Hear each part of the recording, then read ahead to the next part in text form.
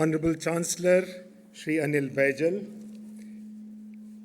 Chief Guest Mr. Rajan Anandan, Mr. Kiran Karnik, Chairman Board of Governors, members of the faculty and staff, invited guests, and the graduating students and their family. I heartily welcome you to the 7th Convocation of IIIT-Delhi. As is customary, let me start with a brief report about the Institute. In this convocation, we are proud to confer 121 BTech degrees, 97 MTech, and 6 PhD degrees. So before we go further, let's have a big round of applause for all the graduates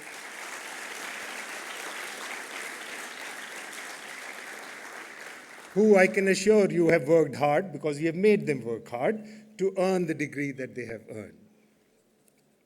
This year, we have admitted about 415 BTech students and 220 MTech students and about 29 PhD students. With this, IIIT-Delhi student population has grown to over 1,800, with about 2/3 undergraduates and 1/3 postgraduate, which is a good mix that many global universities follow. We've added another interdisciplinary program, BTech in Computer Science and Biosciences, which is the first one of its kind in the country, taking our total CS plus X programs to 4. We've also added an MTech specialization in artificial intelligence, something that is very badly needed in our country. The backbone of IIIT-Delhi is its faculty and officers. We continue recruiting high-quality faculty, and last year, 13 new regular faculty members, about 10 full and part-time visiting faculty, and 12 officers joined the Institute. The Institute placement record continues to be very impressive. For your batch, as you would know, total of 230 plus job offers came with an average, I'm told, of about 15 lakh rupees, which is among the highest in the country. Our PhD students are also getting excellent post-PhD opportunities. Yes, I guess you can clap for yourself. You have very good placement, so it's well-deserved. And as PhD students are also getting excellent post-PhD opportunities. Of the graduates this year, I think two or three have gone to US and Singapore for postdoc, one perhaps or two have gone for corporate R&D, and 2 have joined academia. About 30 students and alum are going for higher studies. That's another one of our goals, stated goals, for preparing you for jobs and higher studies and research and entrepreneurship. So about 30 students and alum are going for higher studies, 8 are going to universities in India, and 22 are going overseas to universities like CMU, Johns Hopkins, UC Berkeley, UCLA, NYU, University of Michigan, etc., etc. As with any university that aspires for global respect and standing, contributions to research are critical. Last year, our faculty and students published 195 research papers and presented their work in more than 100 national and international seminars. About 22 projects were sanctioned for a total amount of about rupees 7 crores. Our PhD students received many prestigious fellowships, including 2 PM's fellowship. Our student-run clubs continue doing very well, and they win medals in many external events, including sporting events. As per our Act, IIIT-Delhi has to be financially self-sustaining. For this, it is essential for the Institute to build an endowment. 2 years ago, we got a significant breakthrough in the form of 24 crore grant from Infosys for setting up the Center for AI. This year also, we have made tremendous achievements. The key ones are TCS is sponsoring the Center for Design and New Media, which they inaugurated just a few days ago with a grant of 28 crore rupees over 7 years. Padam Shri Mohandas Pai has established a fellowship to provide travel support, a travel grant to PhD students. Mr. Shivulal's foundation is providing support for overseas research fellowship for 60 PhD students. And the first chair has also been established in IIIT Delhi, the Shri Gyan Jalote chair. It has been my privilege to establish this with support of my family and my brother, who's also thankfully here today, and his family, to establish this in the name of our parents, Shri Ram Jalote and Gyanvati Jalote.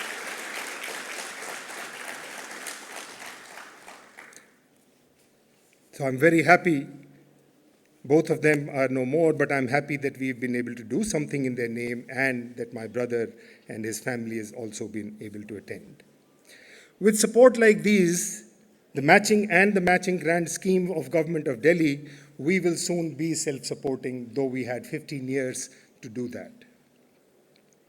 As can be seen, phase 2 of the campus construction is almost complete. This building is part of the phase 2. Honorable Chief Minister and Deputy Chief Minister both had come to inaugurate the campus just a few days back. Many of you would have attended that. With this infrastructure, the institute can support about 3,000 students, 150 faculty. We work at this 20-to-1 ratio, and about 100 officers. All the achievements have led to the institute be ranked in BRICS top 200 universities by QS, in which they evaluated 9,000 BRICS universities, putting IIIT Delhi in the top 2%. There are only 2 other universities from Delhi in the top 200. Before I conclude the brief report, I'm very proud to note that the institute will be completing 10 years. I would therefore like to take the opportunity to sincerely thank my faculty and administration colleagues whose effort and support has made this all happen. In particular, I would like to acknowledge the support of faculty who took a leap of faith very early and joined the institute, rallying behind the vision they have. So I would like to read out their names. Most of them were in our transit campus in Dwarka. So Dr. all of them professors, Dr. Mayank Vats, Richa Singh, I think both of them are there, Vikram Goyal, PK, Dr. Pannurangam, Pushpendra Singh, Amarjit Singh, Vinayak Nayak, Debjyoti Bera, Sanjit Kaul, Mohammad Hashmi, Sri Ram K, Donghun Chang, and Sujay Dev. All of them joined before 2012 and are with us. So thank you very much, my dear colleagues, for supporting us.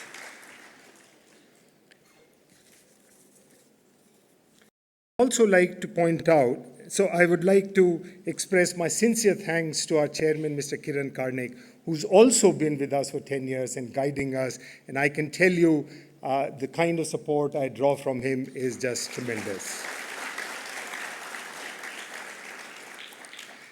And to my family, my wife is here. I hope my daughters are listening to it through our live webcast, for their support, which enabled me to focus on institution building.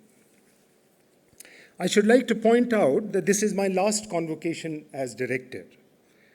The institute is entering a new phase, and I'm happy to report that a distinguished academician, Professor Ranjan Bose, who's also here from IIT Delhi, will be taking over as director to take IIIT Delhi to greater heights, a very smooth transition which is not very common in India.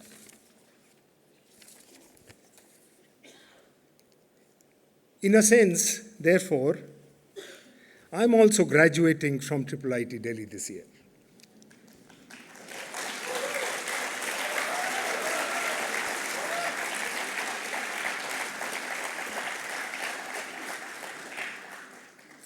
But for me, this is an emotionally and professionally a difficult graduation, perhaps unlike for you. Having nurtured a baby institute from its creation to a reasonably mature state that it is, and having focused so exclusively on the institute for the last 10 years, I have to now redefine my goals to fill the void that is necessarily going to be created. I've written many books earlier, 5 books, so I'm hoping to try to get back to writing, but even this is going to be something that I'll have to relearn and redevelop because, to be honest, last 10 years I haven't done much of it.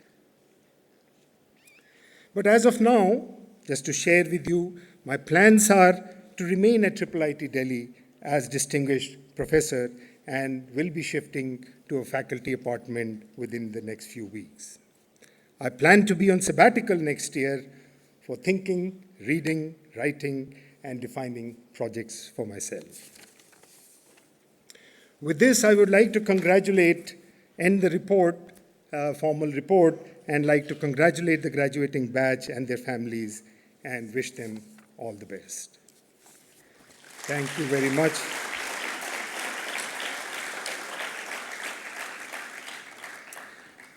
So, dear graduates, it's now my pleasure to speak to you. This was a report, official report, which gets tabled in the parliament and everything. It is part of our annual report. Now it's a pleasure to speak to you for a few minutes. I usually share some ideas which may be useful for your life. One hopes that they are useful. As this is my last convocation speech as director, I thought I will talk about the decade-long IIIT-Delhi journey and some life lessons from it. I've always believed that organizations and individuals are valued by society and people based on the value they deliver. At IIIT-Delhi, we maintain a sharp focus on delivering value in whatever we do. In courses, we ensure that there is good conceptual learning as well as actual engineering capability and requisite effort. Many of you have complained about the effort, but we make sure that it is honest. In research, we focus on impact and publishing in high-quality venues. In our infrastructure management, we make sure that things like STP, which often don't work, are actually working all the time. It's an easier path to just work without focusing on outcomes, or just managing the perception by talking loudly about whatever one has done, and actually even times what one has not done. But in the long run, the focus on value delivery will always pay, is my firm conviction. For IIIT-Delhi, this focus has already shown good results. Our graduates get good opportunities in jobs as well as higher studies. Our faculty is highly respected, and we now even have made to the BRICS ranking. So the first life lesson from our journey is that you must always deliver value to the organization that you work for, which may be your own startup. Never lose sight of this, and more importantly, never rely on shortcuts for managing the perception of value.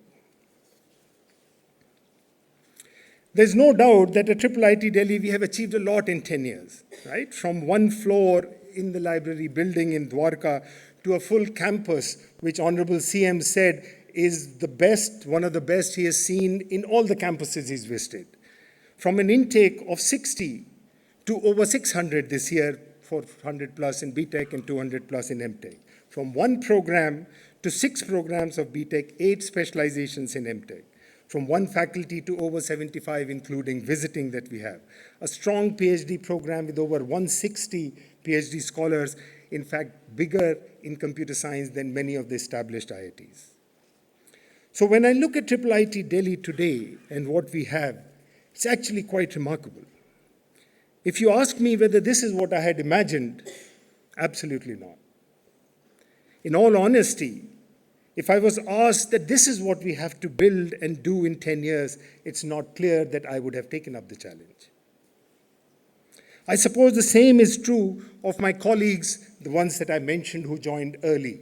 A leap of faith, and we had a vision of creating an institution that is globally respected for research as well as education, which we articulated right in the start, and we continue focusing on it. And had plans, no doubt about it. But the actual achievement was done through steady contribution year after year towards the vision. So the second life lesson is that you keep chipping away, keep contributing, keep growing, and over the years you can achieve a lot. In fact, you can achieve a lot more than what you can imagine today, as our journey has shown. But to do this, you have to put in the requisite effort. And you also need support from colleagues and family.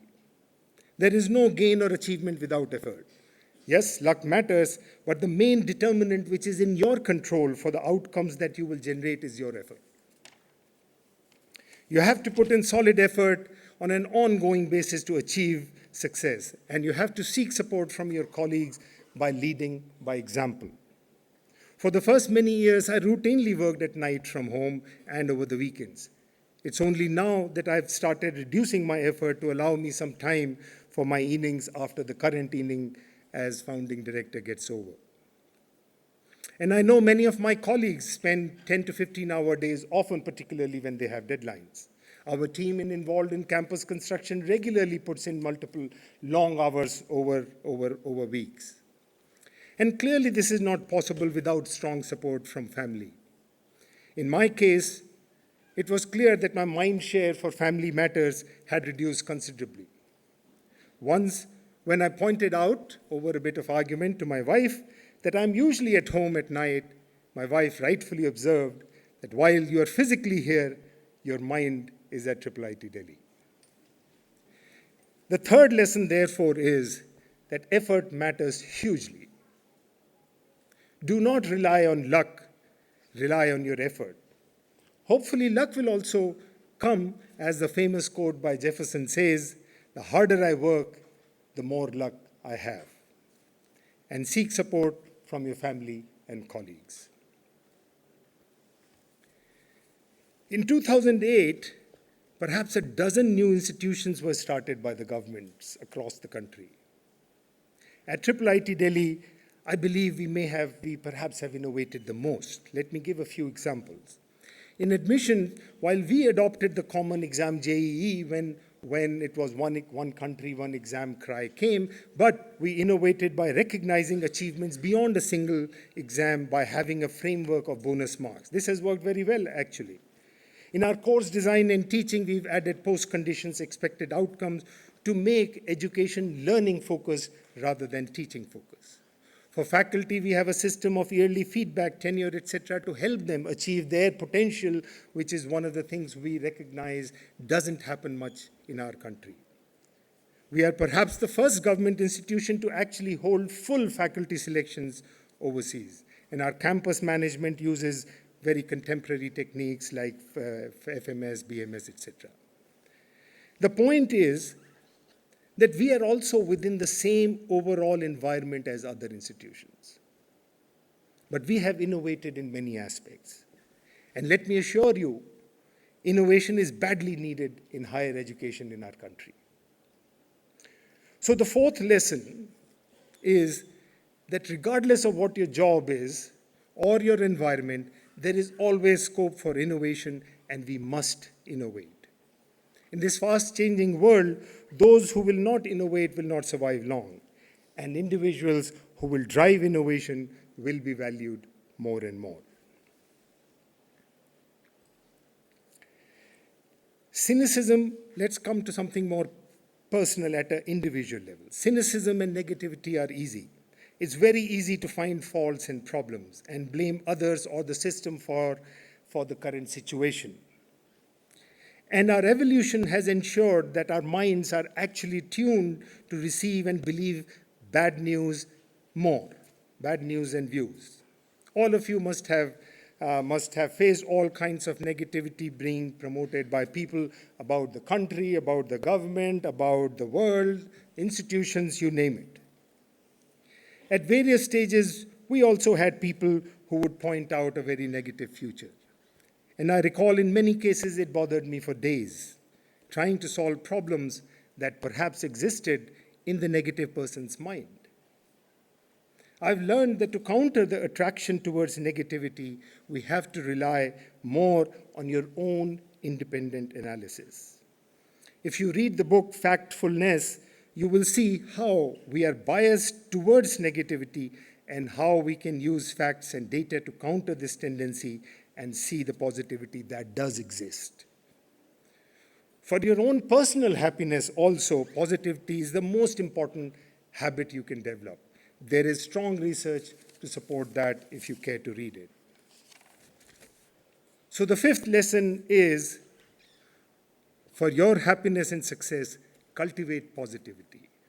Challenge negativity by checking facts and doing your own analysis. You're all smart, well-educated, and associate with positive people. Let me now suggest perhaps a philosophy of living which may not be relevant in the immediate future for you, but is indeed an important life lesson. Our journey has not been smooth, as no journey is. There have been periods of stress and distress. There are continuous challenges in trying to build consensus, solve conflicts, handle special cases, etc.